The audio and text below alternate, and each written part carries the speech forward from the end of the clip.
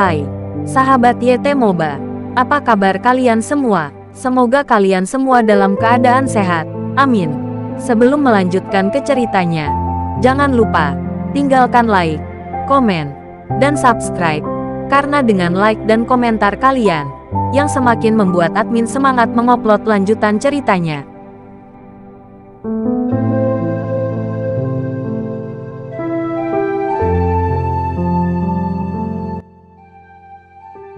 Episode 455.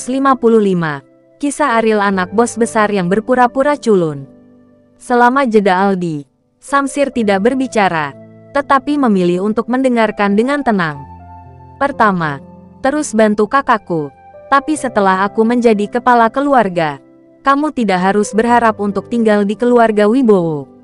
Kedua, bantu aku dengan berbagai hal, dan aku akan membuatmu bebas dari rasa khawatir di tahun-tahun terakhirmu. Samsir menundukkan kepalanya. Di hatinya lebih condong ke Helen, karena semua orang di keluarga Wibowo mengetahuinya dengan baik. Helen lebih mampu daripada Aldi, tetapi pusatnya juga sangat jelas bahwa begitu Aldi ingin mewarisi posisi patriark, keunggulan bawaan yang dimilikinya benar-benar tak tertandingi oleh Helen. Untuk menjadi kepala keluarga, Helen perlu melakukan upaya 100 kali, tetapi dia hanya perlu melakukan upaya 2 kali lebih banyak. Dari sudut pandang ini, tingkat kemenangan Aldi jauh lebih tinggi. Bagaimana aku bisa yakin bahwa kamu tidak hanya bermain-main? Samsir bertanya. Aldi tidak terkejut dengan pertanyaan ini. Mungkin sebagian besar keluarga Wibowo akan berpikir demikian. Tapi sekarang, dia telah menemukan jawabannya. Dia tahu betapa pentingnya posisi patriark, dan hubungan diam-diam Helen dengannya selama bertahun-tahun tidak benar-benar baik. Tetapi dia hanya tidak ingin dia menjadi ancaman dalam perjalanan menjadi patriark, yang membuat Aldi merasa banyak ketidakpuasan dengan Helen di dalam hatinya. Secara alami, dia tidak akan membiarkan Helen berhasil.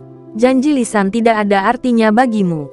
Tidak peduli apa yang aku katakan, kamu akan meragukannya. Oleh karena itu, kamu tidak memiliki ruang untuk memikirkannya.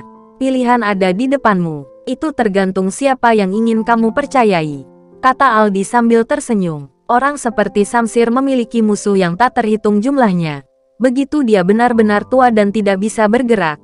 Jika dia menginginkan kehidupan yang stabil, dia harus bergantung pada keluarga besar.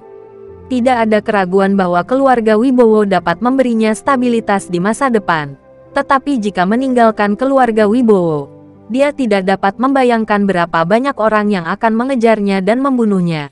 Mungkin pada akhirnya dia hanya akan berakhir dengan mayat yang tragis. Ini adalah pertaruhan yang terkait dengan apakah Anda dapat berjudi dengan aman di tahun-tahun berikutnya. Saya lebih optimis tentang Helen, tetapi Anda memiliki keuntungan lebih besar dibandingkan dengan dia. Apa yang Tuan ingin saya lakukan untuk Anda? Tanya Samsir. Ketika Aldi mendengar ini, dia tertawa penuh kemenangan, seperti pengemis. Dia memiliki segalanya dalam sekejap. Satu-satunya perbedaan adalah pengemis itu tidak punya apa-apa, tetapi dia hanya mengambil kembali apa yang menjadi miliknya. Ikuti aku untuk melihat kakakku, kata Aldi. Samsir mengangguk, tidak menolak hal ini. Siapapun yang memimpin tergantung pada apa yang bisa didapatkan. Meskipun dia minta maaf untuk Helen, untuk orang seperti Samsir, dia mencari kepentingannya sendiri. Tidak masuk akal untuk setia kepada Helen. Akan menggunakan masa depannya untuk mengungkapkan kesetiaannya kepada Helen.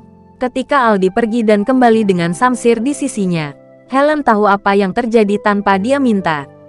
Samsir datang ke sini atas permintaannya. Tapi sekarang, Samsir berdiri di samping Aldi. Jelas sudah menjadi milik Aldi.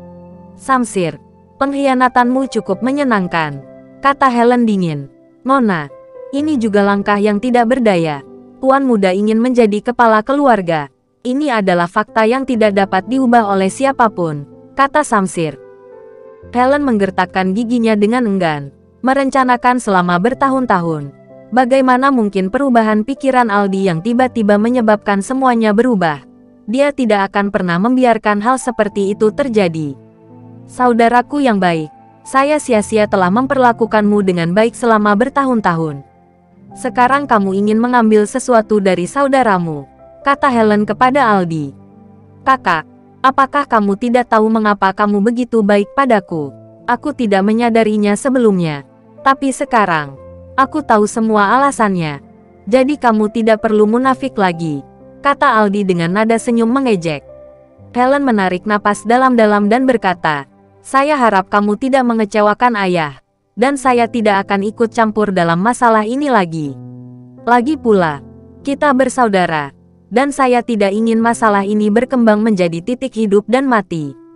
Terima kasih, saudari. Setelah Aldi selesai berbicara, dia meninggalkan ruangan bersama Samsir.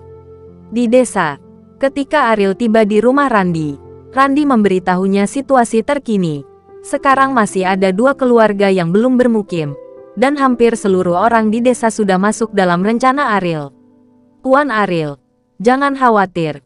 Dalam 3 hari, aku pasti akan mengurus kedua keluarga ini. Randi meyakinkan Ariel. Ariel telah memperhatikan kemampuan Randi untuk menangani urusan melalui bawahan Bimo. Setiap gerakannya tidak luput dari pandangan Ariel. Harus dikatakan bahwa meskipun Randi hanya mendominasi di desa, kemampuannya masih mengesankan, hampir setara dengan Rehan. Selama itu dibudidayakan dan dimanfaatkan dengan baik, itu mungkin peran unik di masa depan. Aku percaya padamu. Tetapi kamu harus ingat bahwa kamu tidak dapat menggunakan metode yang kasar. Ariel berkata sambil tersenyum. Saudara Ariel, mereka benar-benar beruntung bertemu dengan orang seperti Anda. Jika itu adalah pengembang lain, saya tidak tahu apa yang akan mereka lakukan. Di masyarakat ini sangat tinggi.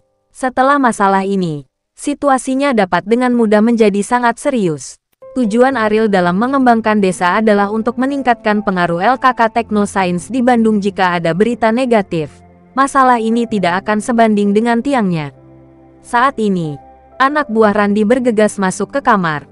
Ekspresi Randi membeku, dan dia memarahi.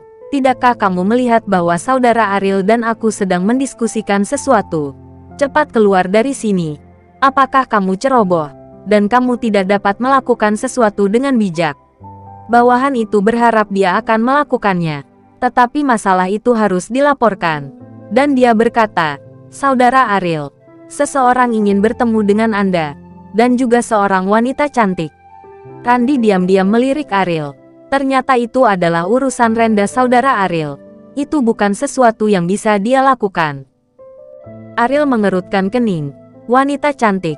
Wanita cantik seperti apa yang ingin bertemu dengannya?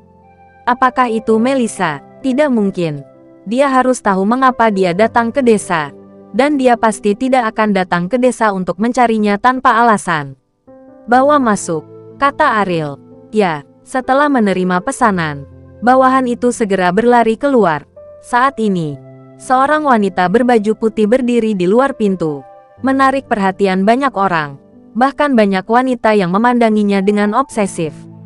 Di lingkungan seperti desa, hampir merupakan keajaiban bisa melihat kecantikan yang luar biasa. Para pria itu tidak sabar untuk melihatnya, dan merekam setiap inci detailnya dengan garang, sehingga mereka bisa mengenang di malam hari. Cantik, saudara Ariel memintaku untuk membawamu masuk, kata bawahan itu kepada wanita itu. Sambil menundukkan kepalanya, dia diam-diam melihat betis halus yang sangat indah itu, tanpa cacat, yang sangat menarik bagi pria. Ketika Ariel sedang memikirkan siapa pengunjung itu, sang bawahan membawa mereka ke dalam rumah. Helen, Ariel menatap pengunjung itu dengan heran. Dia bahkan berpikir bahwa Kauri yang datang, tetapi dia tidak pernah berpikir bahwa itu adalah Helen.